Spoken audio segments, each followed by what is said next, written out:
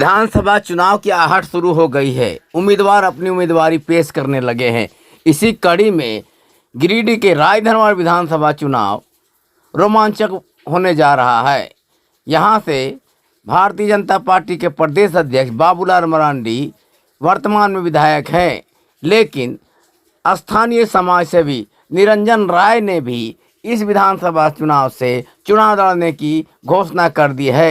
इसी कड़ी में उन्होंने अपने पपीलो स्थित आवास के पास आम जनता से उनकी राय ली और इशारों में ही रायधनवाड़ विधानसभा क्षेत्र से चुनाव लड़ने की घोषणा कर दी। उनके चुनाव लड़ने की घोषणा के बाद रायधनवाड़ विधानसभा एक हॉट विधानसभा बनने जा रहा है।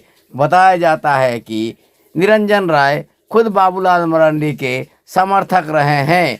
अब बाबूलाल मरांडी के चुनाव लड़ते वो चुनाव लड़ेंगे या नहीं, लेकिन वर्तमान में उन्होंने चुनाव लड़ने की घोषणा करके रोमांच पैदा तो कर ही दिया है। इन्होंने बेंच की कमी थी अध्यक्ष का और इनके सहयोग से ये दावाटी high school plus 2 high school के लिए बच्चों के पढ़ने के लिए इन्होंने आपको चावल 10 किलो मिल गया तो क्या उसी हिसाब का जिंदगी चल जा रहा है?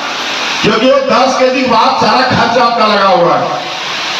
200 रुपया मिला, 2000 रुपया आप लोन में जा रहे हैं, इसलिए फ्री नहीं खाना है। गाँव में पैसा मिल गया आपको, अब बोले आगे बढ़िएगा तभी आपको मिलेगा। पैसा देने वाला बहुत है, लेने वाला चाहिए। लेने के लिए आपको पहले 10,000 लगाइएगा तो 5,000 को मदद कर देगा पीछे से। ये नहीं कि आप 5,000 लगाइएगा 10,000 को मदद कर देगा, ऐसा भी नहीं होता।